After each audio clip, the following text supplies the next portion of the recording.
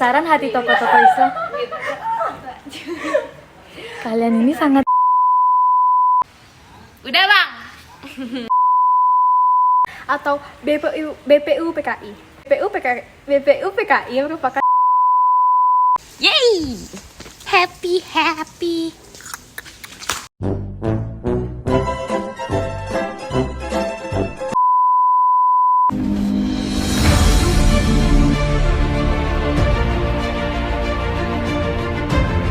Means five, Sila means principle. The Pancasila, the five guiding principles of our national life.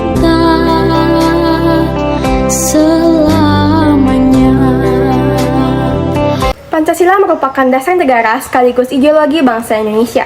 Perumusan Pancasila sebagai dasar negara berawal dari pembentukan Badan Penyelidik Usaha-Usaha Persiapan Kemerdekaan Indonesia atau BPU PKI.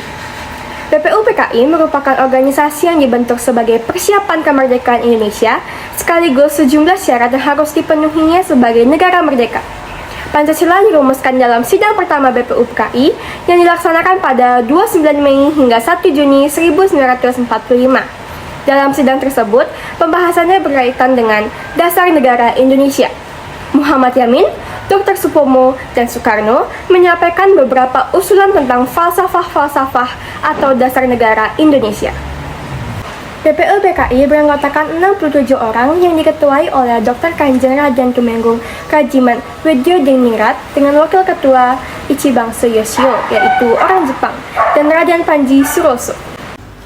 Perumusan Pancasila sebagai dasar negara oleh Muhammad Yamin pada 29 Mei 1945 yaitu peri kebangsaan, peri kemanusiaan, peri ketuhanan, peri kerakyatan, dan kesejahteraan rakyat.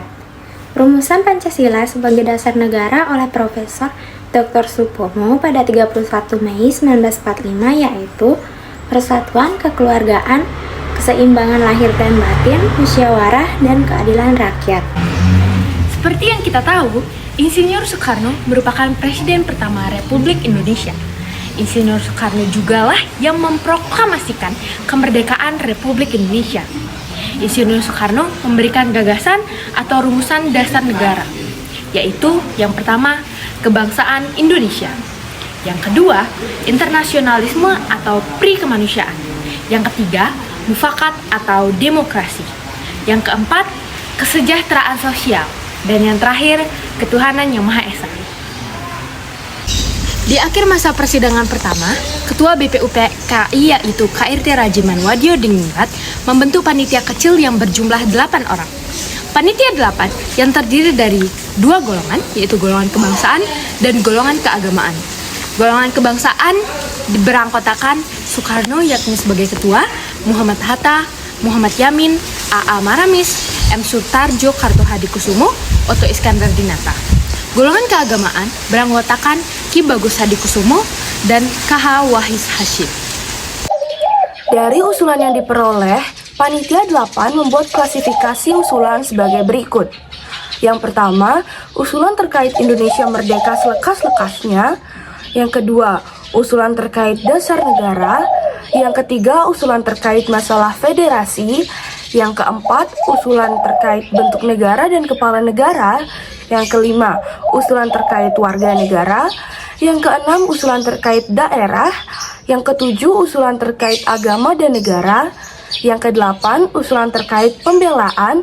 Dan yang terakhir, usulan terkait keuangan. Pada akhir pertemuan, 38 orang anggota BPU PKI yang tidak resmi terkait dengan tugas Panitia 8 membentuk Panitia 9 yang berlangsung di kantor besar Jawa Hokokai. Anggota Panitia 9 yaitu I.R. Soekarno sebagai ketua, selanjutnya ada Muhammad Hatta, lalu ada Muhammad Yamin, juga ada Alexander Andreas Maramis, Ahmad Subarjo, K.H. Abdul Wahid Hasyim, K.H.A. Kahar Muzakir, H. Agus Salim, dan R. Abiksono Jokro Sojoso. Panitia 9 mengadakan rapat di rumah Soekarno pada malam hari tanggal 22 Juni 1945. Pada rapat ini, mereka berhasil merumuskan rancangan pembukaan UUD. Rancangan ini diberi nama Mukadimah oleh Soekarno, Piagam Jakarta atau Jakarta Charter oleh Muhammad Yamin, dan Gentleman's Agreement oleh Sukiman Wiryo Sanjoyo. Hasil rumusan Piagam Jakarta kemudian disampaikan dalam sidang BPUPKI yang kedua. Sidang ini berlangsung pada tanggal 10-17 Juli 1945. Pada tanggal 7 Agustus 1945, Komando Tertinggi Jepang yaitu Marshal Terauchi mengumumkan pembentukan Panitia Persiapan Kemerdekaan Indonesia atau yang disebut dengan PPKI atau Dokunitsu Junbi Inkai sebagai penerus BPUPKI. Di dalam Piagam Jakarta, terjadi perubahan tata urut Pancasila dari susunan yang disampaikan oleh Soekarno pada tanggal 1 Juni 1945. Selain itu, terjadi juga penyempurnaan redaksi sila-sila tersebut, yakni prinsip ketuhanan pada Piagam Jakarta menjadi sila pertama.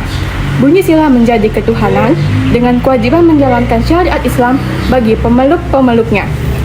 Prinsip internasionalisme atau perikemanusiaan tetap diletakkan pada sila kedua, namun redaksinya disempurnakan menjadi kemanusiaan yang adil dan beradab. Prinsip kebangsaan Indonesia pada sila pertama dalam rumusan Soekarno menjadi sila ketiga pada Piagam Jakarta, sehingga sila tersebut pada Piagam Jakarta berbunyi Persatuan Indonesia.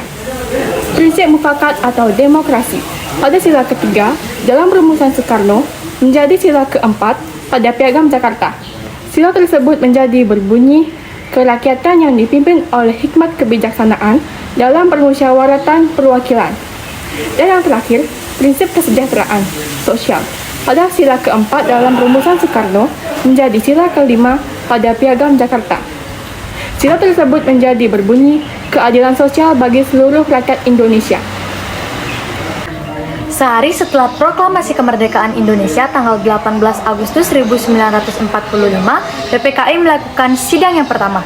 Pada sidang inilah PPKI menyetujui naskah Piagam Jakarta sebagai pembukaan Undang-Undang NRI 1945 dengan diikuti perubahan sebagai berikut. Kata Mukadimah diubah menjadi pembukaan. Alinea keempat, pembukaan Undang-Undang Negara Republik Indonesia 1945 pada anak kalimat yang berbunyi ketuhanan dengan kewajiban menjalankan syariat Islam bagi pemeluk-pemeluknya diubah menjadi ketuhanan yang Maha Esa. Alinea keempat, pembukaan Undang-Undang 1945 pada anak kalimat yang berbunyi menurut kemanusiaan yang adil dan beradab diubah menjadi kemanusiaan yang adil dan beradab. Tokoh penting di balik perubahan ini adalah Muhammad Hatta.